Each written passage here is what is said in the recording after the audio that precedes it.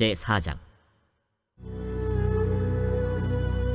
사로잡혔던 자들의 자손이 이스라엘의 하나님 여호와의 성전을 건축한다 함을 유다와 베냐민의 대적이 듣고 스룹바벨과 족장들에게 나와 이르되, 우리도 너희와 함께 건축하게 하라. 우리도 너희같이 너희 하나님을 찾노라. 아스루 왕에 살았더니 우리를 이리로 오게 한 날부터 우리가 하나님께 제사를 드리노라. 스룹바벨과 예수아와 기타 이스라엘 족장들이 이르되, 우리 하나님의 성전을 건축하는데 너희는 우리와 상관이 없느니라. 바사왕 고레스가 우리에게 명령하신 대로 우리가 이스라엘의 하나님 여호와를 위하여 홀로 건축하리라. 이로부터 그 땅 백성이 유다 백성의 손을 약하게 하여 그 건축을 방해하되, 바사왕 고레스의 시대부터 바사왕 다리오가 즉위할 때까지 관리들에게 뇌물을 주어 그 계획을 막았으며, 또 아하수에로가 즉위할 때 그들이 글을 올려 유다와 예루살렘 주민을 고발하니라. 아닥사스다 때에 비슬람과 미르드닷과 다브엘과 그의 동료들이 바사왕 아닥사스다에게 글을 올렸으니 그 글은 아람 문자와 아람 방언으로 써서 진술하였더라. 방백 르훔과 서기관 심세가 아닥사스다 왕에게 올려 예루살렘 백성을 고발한 그 글에, 방백 르훔과 서기관 심세와 그의 동료 디나 사람과 아바사 사람과 다블렛 사람과 아바세 사람과 아렉 사람과 바벨론 사람과 수산 사람과 대해 사람과 엘람 사람과 그 밖의 백성 곧 존귀한 오스나발이 사마리아 성과 유브라데 강 건너편 다른 땅에 옮겨둔 자들과 함께 고발한다. 아닥사스다 왕에게 올린 그 글의 초본은 이러하니, 강 건너편에 있는 신하들은 왕에게 아뢰나이다. 당신에게서 우리에게로 올라온 유다 사람들이 예루살렘에 이르러 이 패역하고 악한 성읍을 건축하는데 이미 그 기초를 수축하고 성곽을 건축하오니 이제 왕은 아시옵소서. 만일 이 성읍을 건축하고 그 성곽을 완공하면 저 무리가 다시는 조공과 관세와 통행세를 바치지 아니하리니 결국 왕들에게 손해가 되리이다. 우리가 이제 왕궁의 소금을 먹음으로 왕이 수치당함을 참아 보지 못하여 사람을 보내어 왕에게 아뢰오니, 왕은 조상들의 사기를 살펴보시면 그 사기에서 이 성읍은 패역한 성읍이라. 예로부터 그 중에서 항상 반역하는 일을 행하여 왕들과 각도에 손해가 된 것을 보시고 아실지라. 이 성읍이 무너짐도 이 때문이니이다. 이제 감히 왕에게 아뢰오니 이 성읍이 중건되어 성곽이 준공되면 이로 말미암아 왕의 강 건너편 영지가 없어지리이다. 왕이 방백 르훔과 서기관 심세와 사마리아에 거주하는 그들 동관들과 강 건너편 다른 땅 백성에게 조서를 내리니 일렀으되, 너희는 평안할지어다. 너희가 올린 글을 내 앞에서 낭독시키고 명령하여 살펴보니 과연 이 성읍이 예로부터 왕들을 거역하며 그 중에서 항상 패역하고 반역하는 일을 행하였으며, 옛적에는 예루살렘을 다스리는 큰 군왕들이 있어서 강 건너편 모든 땅이 그들에게 조공과 관세와 통행세를 다 바쳤도다. 이제 너희는 명령을 전하여 그 사람들에게 공사를 그치게 하여 그 성을 건축하지 못하게 하고 내가 다시 조서 내리기를 기다리라. 너희는 삼가서 이 일에 게으르지 말라. 어찌하여 화를 더하여 왕들에게 손해가 되게 하랴.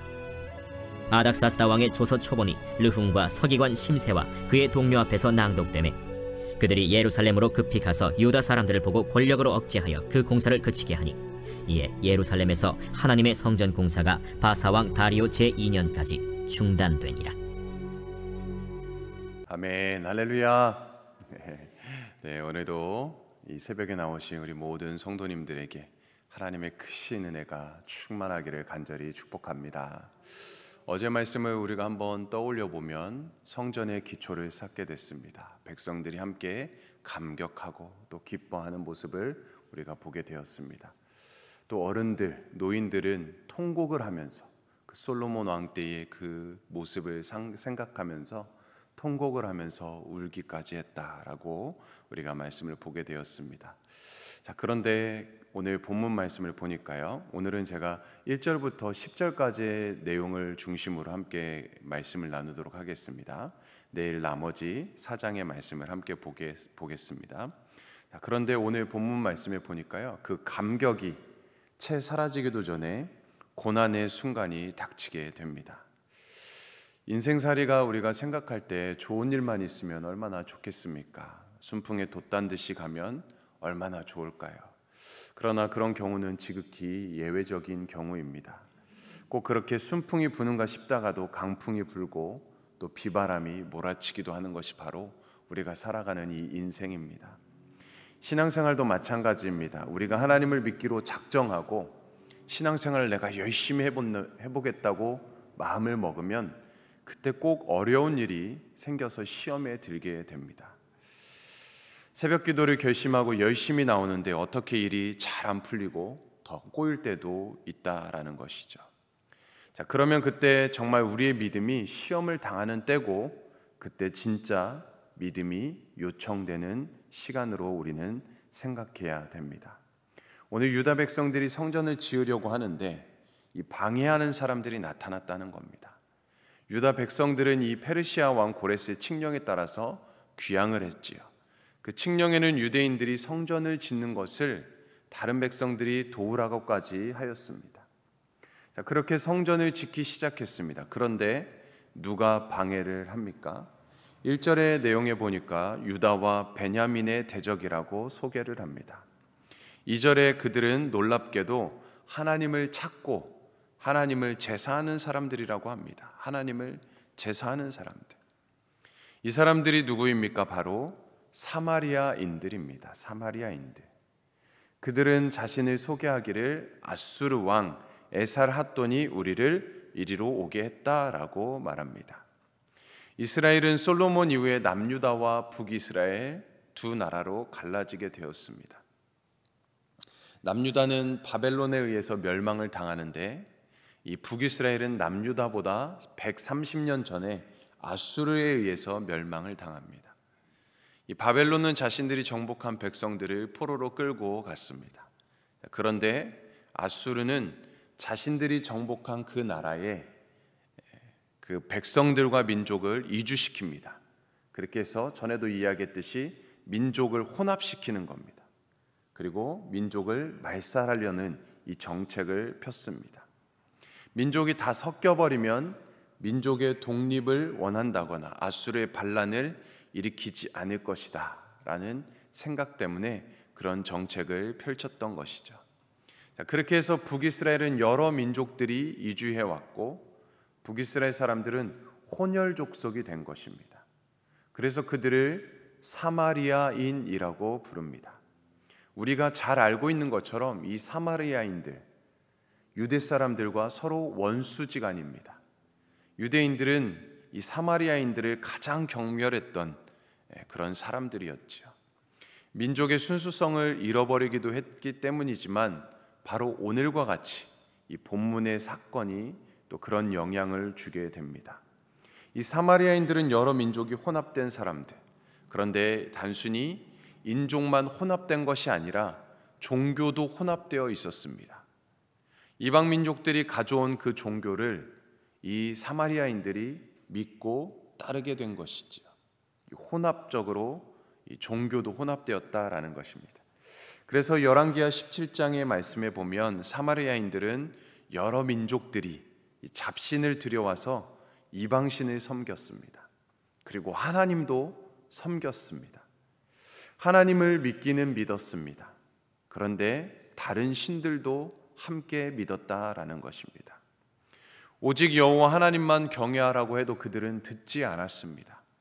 하나님을 믿는다고는 하지만 하나님을 온전히 경외하지 않았습니다.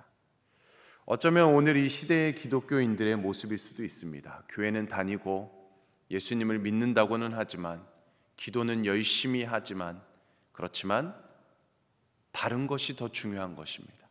하나님을 온전히 믿지 않는 것이죠. 어제 저녁 예배도 우리가 이야기했지만 다른 우상들을 섬기고 있는 겁니다. 하나님을 믿는다고 이야기하지만 하나님을 온전히 경외하지 않습니다. 하나님보다 더 중요한 것들이 많이 있습니다. 자, 그러면 결론적으로 그 사람이 하나님을 잘 믿는 사람이라 할 수 있을까? 하나님을 경외하지 않는 것은 하나님을 믿지 않는 것이지요. 자, 그런데 이 사마리아인들이 성전을 건축하는 것을 돕겠다고 합니다. 이들의 모습이 이 세상의 전형적인 모습이라고 할 수 있지요. 처음부터 대놓고 공사를 방해하거나 못하게 하지 않습니다. 와서 처음에는 다 손을 내밉니다. 함께 돕겠다고 이야기합니다. 그들의 제안에 스룹바벨과 여호수아와 다른 족장들이 어떻게 반응을 합니까? 유다의 지도자들은 그들의 제안을 단호히 거절합니다. 이러한 악한 자들의 제안을 거절하고 그들의 손을 뿌리치는 것, 이것이 바로 이 영적 분별력을 가지고 사는 지혜이고 영성입니다. 3절 말씀에 보면 스룹바벨, 여호수아, 기타 이스라엘 족장들이 이르되 우리 하나님의 성전을 건축하는데 너희는 우리와 상관이 없느니라. 바사왕 고레스가 우리에게 명령한 대로 우리가 이스라엘의 하나님 여호와를 위하여 홀로 건축하리라 하였더니, 좋은 게 좋은 거지 하면서 받아들이고 넘어갈 수도 있습니다. 서로 돕고 사는 게 지내는 게 뭐가 나빠라고 이야기할 수도 있지요. 그런데 이것을 분별하지 못하면 결국에는 그들의 악한 계략에 빠지고 마는 것입니다. 거절할 때 단호히 거절하지 못하면 잔꾀에 걸려들고 맙니다. 물론 거절한다라는 게 참 쉽지는 않지요. 그런데 오늘 본문을 보면 그렇게 거절했더니 그들이 이제 본색을 드러냅니다. 4절의 내용을 보니까 이제 대놓고 성전 건축을 방해합니다. 그들의 속셈이 훤히 드러나는 것이지요. 성전 건축을 못하게 하려고 처음부터 도움을 가장하고 접근했던 것입니다. 그래서 거절해 보면 분명히 그들의 의도가 드러납니다. 괜찮다는데 화를 내고 태도가 돌변한다면 처음부터 좋은 의도가 아니라는 것을 알 수 있지요. 그래서 이제 본격적으로 방해가 시작됩니다. 이 사람들이 온 사방을 들쑤시고 다니면서 성전 건축을 방해합니다. 고레스 다음으로 즉위한 다리오 때에는 페르시아 고위 관리들에게 뇌물을 주면서 방해하고, 아수에로 왕 때에는 예루살렘 주민들에게 고발합니다. 아닥사스다 왕 때에는 자기들에게 동조하는 세력을 만듭니다. 예루살렘을 끝없이 모함하고 고소하고 고발합니다. 우리가 하나님의 일을 하고 선한 일을 도모하고자 할 때, 우리가 하나님의 뜻대로 살아보겠다라고 결단할 때 이런 시험에 들게 된다라는 것입니다. 왜일까요? 사단은 우는 사자와 같이 삼킬 자를 찾고 있습니다. 지금도 끊임없이 믿음의 사람들을 흔들려고 공격하고 있다는 것입니다. 그렇지만 우리가 기억할 것은 우리는 결코 그 사단의 술수의 게임에 넘어가면 안 된다. 결코 굴복하거나 타협해서는 안 된다라는 것입니다. 악한 자들을 우리가 분별하고 우리가 단호히 거절할 줄 알아야 합니다. 그래서 우리가 더 깨어 있어야 되는 것이지요. 더 말씀을 가까이 하면서 말씀을 가지고 분별하고 또 하나님의 더 간절히 기도하면서 하나님의 음성에 우리가 세밀하게 민감하게 반응하는 것입니다. 모든 결정의 순간마다, 선택의 순간마다 하나님 앞에 기도하는 것입니다. 그래서 단호히 거절하는 것이죠. 하여튼 오늘도 대적의 수법은 변함이 없습니다. 늘 가까이 있습니다. 늘 돕는 채 합니다. 그러나 때가 되면 의도를 드러내고 속셈을 드러냅니다. 협박합니다. 나중에는 꼭 위협합니다.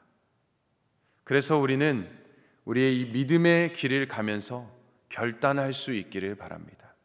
갈라디아서 6장 9절의 말씀처럼 우리가 선을 행하되 낙심하지 말지니 포기하지 아니하면 때가 이름에 거두리라.